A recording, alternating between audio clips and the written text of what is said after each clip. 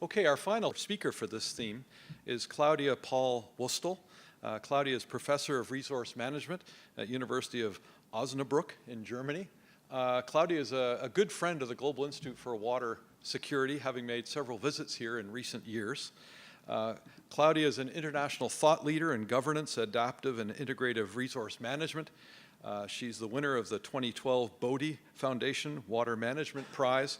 And I think what's so exciting about Claudia's work is that she brings background training and degrees in chemistry, molecular biology, and physics to this issue of water governance. And today she's going to be talking about governance of transformation towards sustainable water security.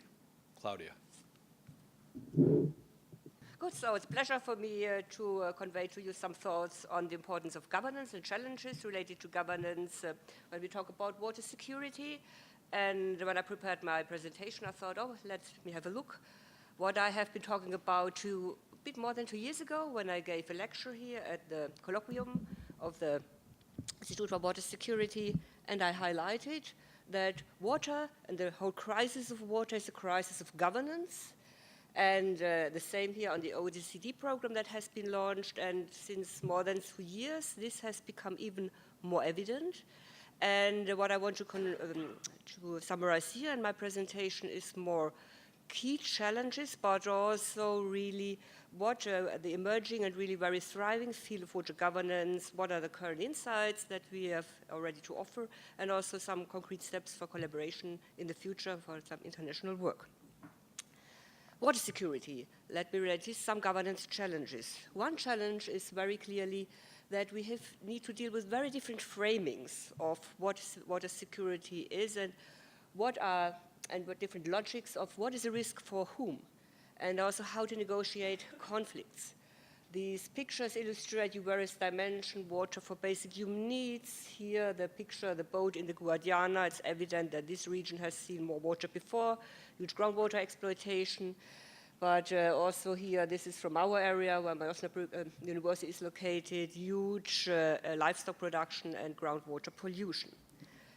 So I use one definition for water security, which has been used quite often, and I think this still, it conveys very well the challenge that I try just to highlight from the governance perspective, that water security is defined as the availability of an acceptable quantity and quality of water for these various dimensions I outlined, associated with an acceptable level of water-related risk, the social, environmental, and economic dimensions summarized here. And then I think it's important that this acceptable communicates that this is a negotiation process which is not so easy to just decide on objective measures and means. How to define what is acceptable in these various domains? You have on one hand scientific analysis, expert judgment. We have widely shared societal norms. Probably most people would agree that it's inappropriate to use water for economic production or as an economic good when you really need that priority for basic survival should have priority. But we also have economic cost-benefit types of analysis and place-based assessments of perceptions of different stakeholders. And our governance challenge is to find appropriate arrangements that allow to compare or to negotiate about these various dimensions, about this various attribution of importance to risks, to priorities, which can't be, and sometimes this was the attempt to cast them back to monetary one dimension. So that is one challenge, how to deal with these different framings, logics in a transparent way. The second is, again, related when we do more broader, that we need coordinate sectors when we can't deal with water security from the water sector on its own. Often we talk we need level playing fields. That is also the whole message of the water energy food nexus, a concept that has become very popular in more recent years. And that is a quite nice picture of a not level playing field. Often water is an uphill battle, and that struggle a lot of more powerful actors that are in the game. And as well here that this nexus at least moves in this direction, that it is this message to really have a more equitable or more transparent and clearly with an equal footing giving water more priority. And but I did also some analysis more on when we try to operationalize this, water, energy, and food security are not very well defined, very different and diverse to many interpretations in their own communities. Security goals also follow very different logic when you really look at what is mentioned, where priorities are set. Water security has the most broad approach, also including environmental dimensions into the whole assessment of security, energy far less, only climate change, and food also has a different emphasis. So that is even a bigger challenge when we try to look at security in the nexus, how really to negotiate these conflicts. It's similar, but to the ones I said before, how to identify synergies and trade-offs among the different goals and negotiate them and try to say, of course, would be naive to believe that there are no trade-offs. So this is the other governance challenge. And the third is linked just very well, links very well to the two previous talks that we had from Patricia and from Tony. So anticipation and adaptiveness, given all these complex interdependencies and climate change. That is an important aspect and an important governance challenge. And so I'm I'm happy that I've just shown this example, namely Cape Town water crisis that we have been talking or mentioned before. We have a close collaboration with the colleagues in South Africa and just had several meetings there. I also have been working with the people in the former postdoc of mine in Cape Town. And this is a failure of governance and anticipatory action very clearly. So on the left, this is a report that was in June 2017, that there is a water, the dam levels are critical. I should say there has been a warning 10 years ago already that this could happen. That is now in, I think it was January, people are queuing for water, and since February, restrictions are on for 50 liters per person per day. I think that Phoenix is now proud to have, I think it was 400 liters per person per day, which is still quite a bit. We have 120 in Europe, but 50 liters per person per day, that's not much. And in the emergency case, it would be 25 liters per person per day when you really shut down the water supply from the pipes. So what are the real causes for this? There's also some analysis. I think Cape Town has become the most critical, but the situation is quite similar in other parts of South Africa. You have a region with physical water scarcity, which is really exacerbated by climate change, and there are a lot of scenarios out. It's a lot of knowledge there. So, the warning had been there 10 years ago that this could happen. It's a competition between different water users and uses. So there is also the whole Western Cape, strong agriculture. Some of you may be, as I am, really a fan of red wine, and the red wine there is excellent, but it also needs water. And that's really to irrigation of the vineyards. And the municipality it's not perhaps huge water use and also very unequally distributed water use, a lot of tourism. The municipality needs a lot of water. But there is also lack of coordination, cooperation between governance levels, which is exacerbated by politics. Governance levels, the national level has also the right to distribute water across the various uses at the provincial level. So they were over-allocating water to agriculture compared to municipalities. Politics means that the ruling party in the country in most provinces is the African National Congress, ANC, and the only province at the municipality of Cape Town is run by the Democratic Alliance, which is not necessarily facilitating and supporting cooperation and coordination. And finally, also, there is the Department of Water is also not only these political issues in a very poor state. There's been a report more recently. Lots of money ended up in really unknown sinks. A lot of corruption. Also, they have a huge expertise. They have about 300 open positions. So their lack of being able to provide also more expertise and support is also substantial. And the municipality itself also tried to really, in an earlier stage, to have alternative means, really, to secure the water supply. But there's limits what you can do at the municipal level. You have to see this also at a multi-level system. So these, I think these three examples showed that very clearly, that we need a strong capacity to govern, a strong capacity to steer, in order to really secure or to deal with the kind of challenges I just outlined. When I talk here about the capacity to govern and the capacity to steer, I'd like to highlight that this is more a systemic emergent property. And I can't refrain from also bothering you with two definitions, because everyone is using the word governance these days, but the interpretations and the ideas what governance may mean is quite diverse. And steering it will not be simply a strong government, namely, I've written a book, by the way, in a very nice sabbatical in Stellenbosch in the Western Cape, so I know the region quite well. So water governance is here the social function that I've highlighted here that regulates development and management of water resources and provisions of water services at different levels, and is guiding the resource away towards a desirable and away from an undesirable state. This desirability as part of it is definitely something that I highlighted before when we discussed about water security, that this function somehow also needs to entail this possibility to negotiate what is desirable for whom. But also that when we talk about water governance, it's a whole complex system that is behind it. This ensemble of political, social, economic, and administrative elements that really are in place and somehow perform this function of water governance. And you have actors as well as institutions, the whole rule system, networks, power structures, and so forth. And there are limits to how much this can be designed. It's important as well that there will be lots of process of self-organization. And it's the understanding of this more complex interplay that we needed in order to improve and to build governance capacity.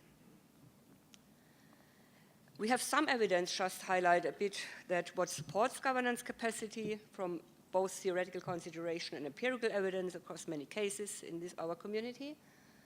Seems that more polycentric structures with flexible coordination across sectoral and administrative boundaries is important. Polycentricity has been strongly promoted by the Ostroms, and that seems to be really also a key element we've also found in our research.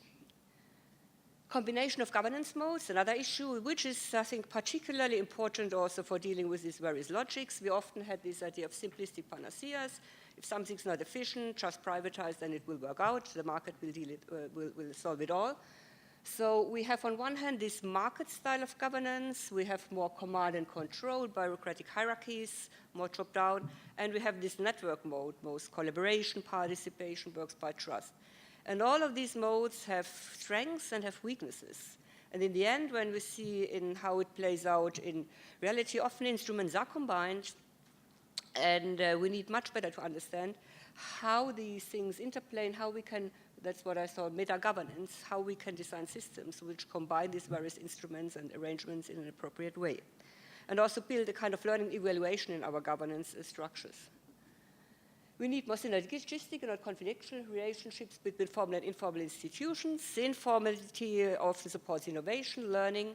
Also, we have often, just in countries, also here in Canada, but in particular also in developing countries, a lot of structures in place where there has been an informal system already, which sometimes can be synergetic or sometimes can be competitive, as we've seen now in South Africa, very detrimental. But also in South Africa, we have grassroots activities emerging that try to replace failure of government. So this is another huge issue. And finally, something that we have become much more involved more recently and which has become very popular, I think more general, is this ecosystem services approach. Really to use this one to make complex interdependencies and trade-offs more explicit and meaningful. And far too often, ecosystem services are only linked with monetization. They are far more powerful, really, to highlight these interdependencies. And also, we currently also work on developing new business models, how people truly overcome these externalities by becoming linked to several ecosystem services. So these are a couple of elements where we already think that these are directions that we can push in order to improve governance capacity.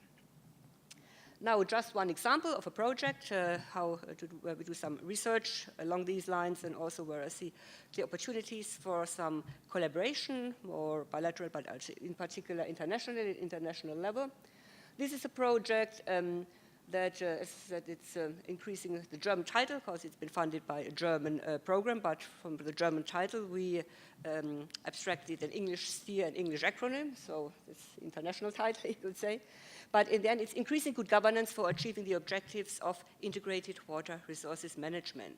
It's funded part of a larger program on global water governance by the German Ministry of Education and Research, and is also an endorsed program by the Sustainable Water Future Program. I always need to be careful not to confuse this with Global Water Futures. So the Sustainable Water Future Program, which is a core program of Future Earth, coordinating here the water research at the Global Change Programs, and where I'm responsible to develop the governance component.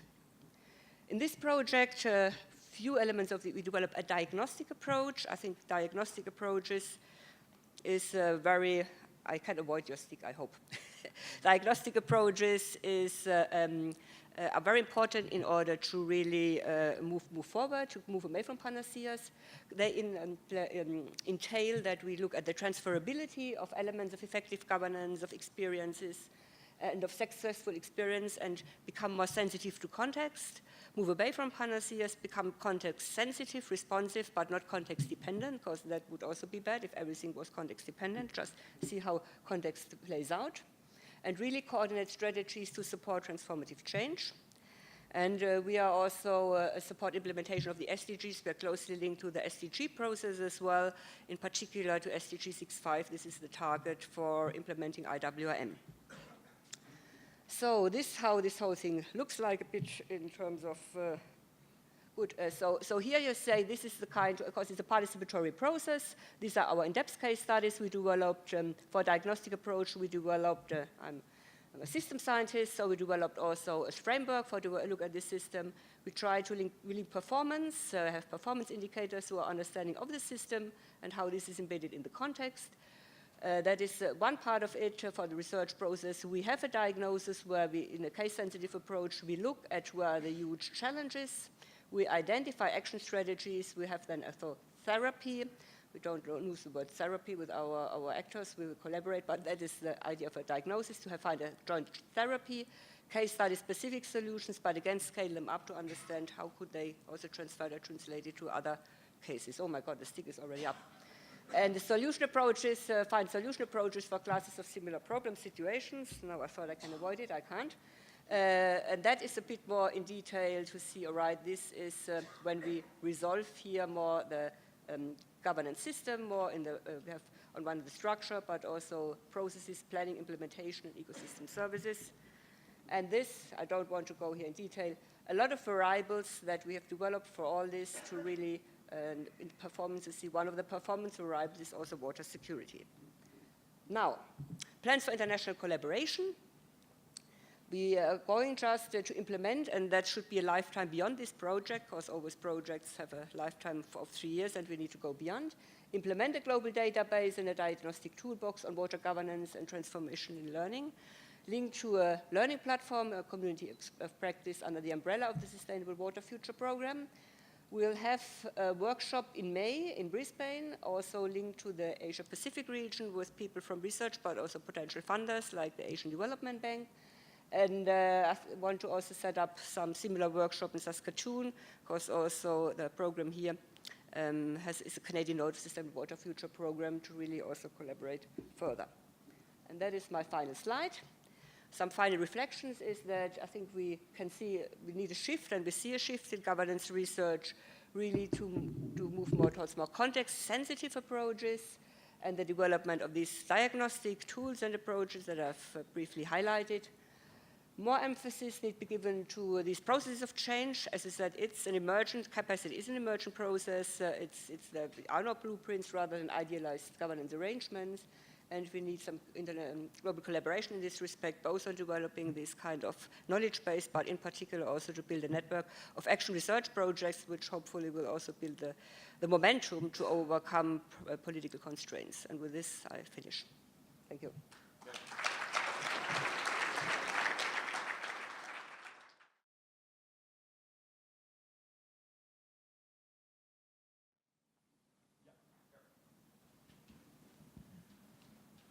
Thanks for the talk, Claudia.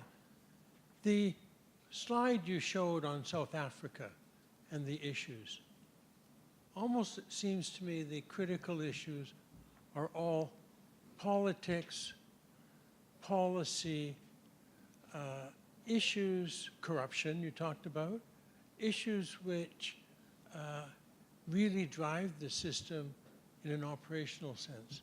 And yet we're sitting here as water managers, as hydrologists, as climate scientists. So how do we make the corrupt class do things that will be good for society? Yeah, I have also a slide which I didn't show is how to move to this kind of direction. You could say that there are different ways of how we could support this. We collaborate with colleagues also with hydrologists in South Africa, also in other parts of it, to really develop what I saw this, also to support more informal kinds of developments, management at the more regional or local level, and also link it, I think, the SDG process and support them to link it up to a more global scale, to also build a momentum that also is encouraging governance or government in order to improve. You can't wait until in South Africa, now we have Ramaphosa, there's another leader, but you can't wait in many of these countries to say, right, we need a much better governance system. I think we really need to support developments from the bottom as well, where the problems are, and as much as possible with knowledge and support these people to really link up to a larger, to more, as I said, more at a more international level. And that is, I think, at the moment quite good opportunities because we have these technological means. And what we've seen the first talk, also these kinds of tools that empower people to really do some measurements, I think can be very useful in this respect as well. So I don't have a very easy solution to that, but also in our countries, there have been governance systems that haven't been as positive as they are probably now compared to other countries. And I think supporting those people who have problems in order at least to build a momentum, to also